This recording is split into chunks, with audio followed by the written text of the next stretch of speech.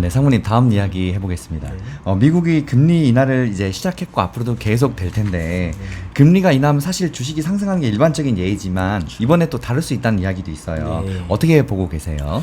금리가 인하된 게 어떤 효과냐, 시장에. 금리가 인하함으로써 결국 기업에서는 이제 자금 조달, 부채에 대한 부담이 줄어들고 시장에 돈이 좀 더 유동성이 풀리기 때문에 그 돈이 시장으로 유입되면 시장이 오를 것이다 라는 가정으로 이제 금리 인하가 이제 시장에 이제 긍정적인 호재다, 이렇게들 많이들 알려져 있죠. 그리고 실제적으로 그렇고요. 그런데 이제 그 부분들이 이제 좀 다를 수 있는 게, 지금 실제로 지금까지 금리가 5.5% 미국 금리가 상당히 높았죠. 엄청 높았죠, 그죠? 네. 근데 미국 주식은 성장 안 올랐나요? 그러니까 많이 올랐어요. 올랐죠. 진짜 금리 외적인 요인도 한 번씩 보셔야 되는데, 저희가 이 데이터 보시면 결국 미국이 한 나라가 이 금리 말고도 대규모 재정 정책, 시장에 그 돈을 품음으로써 시장의 유동성을 공급을 해온 거예요. 특히나 이제 코로나 때부터 그 대규모 이제 계속 이제 자금을 풀면서 그 돈으로 계속 시장을 받쳐온 거예요, 어떻게 보면. 근데 이게 점점 쌓이고 점점 이게 확대되고 있는데, 과연 이것들이 확대됐을 때 과연 그 무게감은, 부담이 상당히 클 수밖에 없다는 거죠. 그래서 그거를 이제 완화시킬 금리 인하라는 정책 카드를 쓰는데, 그것도 인플레이션 때문에 또 막 후박자비로 쓸 수도 없고, 지금 또 이제 이거를 내려야 되냐 말아야 되냐, 아니면 조금 내야 되냐, 이게 그것 때문에 또 그런 이슈고. 그렇기 때문에 결국 이 금리 인하, 이 카드도 중요하지만 미국의 이런 재정 정책이라든지 혹은 이런 것도 이제 보면서 결국 시장에 조금 호재로 작용하면 상당히 이제 시간이 필요할 거다. 뭐 금리 인하가 이제 들어갔지만 이제 이것만 하고 끝나지 않을 거거든요. 더 추가적 금리를 내려야 되는데, 과연 시장이 이런 고용 시장이라든지 뭐 국제적인 요소들, 이런 것들이 다 반영이 돼서 내릴 거기 때문에 그 중간중간 과정은 상당히 쉽진 않을 것 같다. 네, 그렇게 보고는 있습니다. 그래서 이제 금리 인하가 좀 반영돼서 이것이 시장의 호재로 저희가 다시 한번 성장주가 이게 확 갈 수 있는 걸로 되려면 좀 시간이 필요할 것 같아요. 요 요소만 가지고 봤을 때. 네. 역시 그 금리 너무 단순하게 금리 인상 인하로만 주가를 보면 당연히 안 된다는 거. 그리고 한 가지 말씀드리면은, 이렇게 얘기해 주셔야 네, 돼요. 금리가 인하되는데 오히려 미국 국채 금리는 올랐어요. 네, 올랐어요, 맞아요. 네. 금리를 50bp나 내렸는데 올랐다는 거죠. 그 이유도 똑같은 거예요. 이제 결국 시장 수급에 있어서 사람들이 오히려 국채를 더 매도를 한 거죠. 국채를 매도한 거예요. 오히려 금리가 내려가는데. 그러니까 오히려 금리가 올라가는. 좀 더 이게 딥하게 보면, 미국에서 국채에서 그 수급 균형으로 국채에서 지금 투자 등급 회사채로 많이 넘었거든요. 자, 국채를 팔아요. 파니까 가격이 내려가겠죠. 국채 금리는 올라가는데 이 IG라고 하는 그 투자 등급 채권으로 매수세가 올라가면서 가격이 올라요. 그리고 회사채는 떨어졌죠. 결국 이 국채와 회사채 금리 차이가 또 좁혀지는 효과가 나타났거든요. 그렇기 때문에 단순히 기준금리를 내렸다고 시장 금리는 또 다르게 움직인다. 네, 결국 이 수급에 의해서 결정되는 거다 보니까 어디까지 미국 중앙은행의 금리 정책일 뿐이고 시장은 다르게 움직일 수 있다. 네, 그건 한번 알고 계시면 좋을 것 같아요. 또 다음 이야기 해보겠습니다. 네. 미국이 이제 금리 인하 정책을 본격적으로 시작하고 있는데 이에 따른 수혜를 받을 섹터, 사실 이게 제일 궁금해요. 어디가 오를까요? 사실 그 유튜브를, 주식 투자하는 유튜브를 보시는 분들이 다 뭐 종목 어디가 뭐가 오를까, 사실 이런 것만 보시는 게 좀 거의 다거든요. 이 질문은 안 드릴 수가 없어요. 네, 혹시 어떤 섹터들 좋게 보고 계세요? 이제 금리 인하는 시작이 된 거고, 이제 국내 같은 경우도 어제 25bp 정도 지금 한국은행 기준금리도 내렸죠. 네. 이제 인하 다시 트렌드 가서 예전처럼 뭐 은행 예금 5% 이런 거는 이제 한동안 또 보실 수 없으실 거예요. 네, 그래서 금리 인하 사이클로 이제는 진입을 하고 있는데, 과연 수혜 섹터, 제일 중요한 수혜 섹터죠. 그래서 제가 저희 국내 이제 개인 투자분들, 좀 국내 시장에서 미국 투자하신 거 보면 좀 아쉬운 부분이, 좀 너무 그런 이제 저희 기술주, 그런 핵심 기술주 종목에 좀 많이 치중되어 있지 않았나. 물론 그것들이 그동안 성장, 높은 가격을 끌고 오는 건 사실이지만 앞으로 계속 그럴 것이냐? 그리고 아시겠지만 이제 떨어질 때 또 훅 떨어졌거든요. 수급 요인에 따라서. 그럼 그거의 변동성을 제어할 수 있을까요? 쉽지 않을 거예요. 네.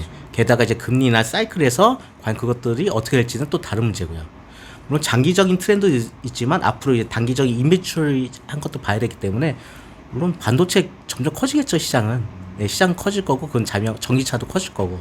하지만 단기적으로는 여기 금리 인하에 따라서 시장 그거의 그 섹터가 어떻게 움직이는지 다른 얘기거든요. 여기 보시면 금리 인하 시 수혜 섹터들이 있어요.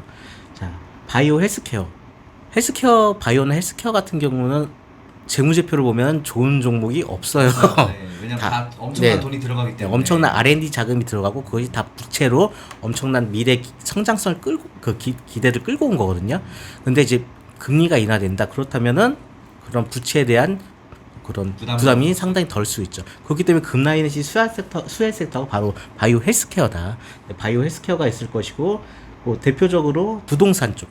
부동산 리츠라든지 왜냐면 리츠도 다 어차피 부동산 대출 끼고 하시잖아요. 똑같아요. 근데 금리가 낮아서 대출 부담 경감이 낮아지면 반대로 수익성 올라가기 때문에 그래서 부동산 리츠 쪽도 금리 인하신 수혜 섹터가 될 수 있다. 네, 보시면 될 것 같고 근데 대부분 뭐 기업이 마찬가지로 다 돈 빌려서 하잖아요. 네, 그렇기 때문에 그래서 시장에서는 금리 인하 전체적으로 호재로 볼 수 있다. 네, 이거 보실 수 있고 지금 두 번째 11페이지 한번 보시면 자, 이 표 보시면 2010년도 이후로 바로 보시면 이제 성장주, 가치주의 차이를 보시면 다 성장주가 미국 시장을 끌어왔어요.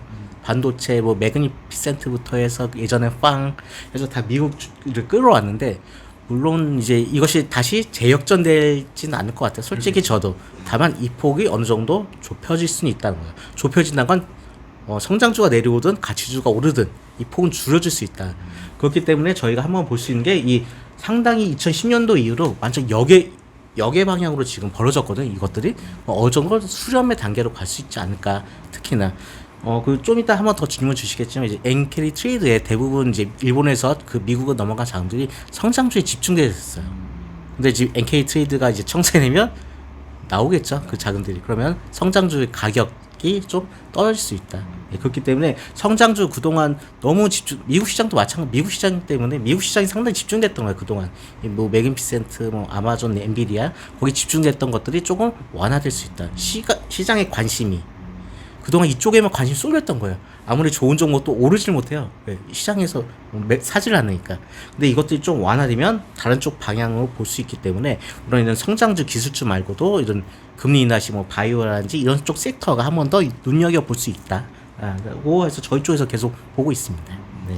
네, 또 이야기해주신 그 부분 중에 궁금한 이야기가 생겼는데 사실 이 매그니피센트 세븐, 빅세븐 전 세계 모든 사람들이 한 주 이상은 다 들고 있습니다. 그럴 수밖에 없는 게 시총이 뭐 4천조 뭐 이러니까 사실 그 뭐 예를 들어서 작년 뭐 한 12월 1월에 야 이거 미쳤다 너무 비싸다 더 안 오른다 이야기했는데 그때보다도 막 이렇게 올라가고 있습니다. 그 전 세계 이 최대장주들 뭐 빅세븐뿐만 아니라 이런 빅테크들이 앞으로도 더 올라갈까요? 혹시 어떻게 보시고 계세요? 전 장기적으로는 올라간다고 봐요. 그렇죠. 엄청난 돈을 지금도 벌어들이고 있으니까. 이제부터 이제 AI라든지 이제 저희의 이제 문명의 환경이 바뀔 수 있는 순간이에요. 그렇기 때문에 이제 그것은 이제 계속 성장하고 갈 수밖에 없는데 저희는 중요한 건 이제 다음 달, 1년 뒤, 3년 뒤 그걸 봤을 때는 그거는 이런 여러 가지 요소 때문에 조금 비중은 어느 정도 축소를 해야 된다. 지금 어찌 보면 지금 상당히 아직은 문명의 그런 개혁이 일어나진 않았어요. 아직 일어날 거야. 이제 양자 컴퓨터 때문에 일어날 거야 라고 보고 있는 거지. 일어나진 않은 상태라는 거죠. 기대감 때문에. 근데 그 기대감이 좀 더 너무 좀 약간 과하게 지금 책정된 거 아닌가. 네. 좀 비싸다. 솔직히 어떻게 보면 비싸다. 그래도 계속 오르긴 한다. 근데 어느 순간 이것이 무너질 수 있다는 거죠. 네. 2, 3년 내에. 예. 지금 해주신 말씀 듣고 느끼는 게 물론 대장주가 가장 안전하긴 하지만 이 세상에 영원한 대장주는 또 없습니다. 주식시장의 명언이죠. 네, 그것도 생각을 해봐야겠네요. 인텔이 이렇게 될 줄 몰랐어요. 저는. 그러니까요, 맞아요. 인텔 이야기 하시니까 그러니까 저도 사실 반도체 컴퓨터를 오래 생활하다 보니까 엔비디아 같은 기업이 잘 될 줄 알았는데 이렇게 잘 될 줄은 몰랐단 말이에요. 근데 사실 인텔 같은 경우는 이야기가 달라요. 저는 인텔이 한 15년, 20년 전부터 망할 줄 알았거든요. 보통 2년 단위로 신제품이 나오면 뭐 5%에서 10% 정도 성능 향상이 있는데 인텔 같은 경우는 AMD가 2000년대 중반부터 망해갖고 아예 제품을 안 내놓으니까 2년씩 그 이제 신제품을 내놓는데 없어 똑같아 한 8년을 그렇게 놀더라고요. 야, 이 회사 그리고 그 가격은 또 올리고 이 회사 언젠간 반드시 망한다 했는데 진짜 이렇게 되더라고요.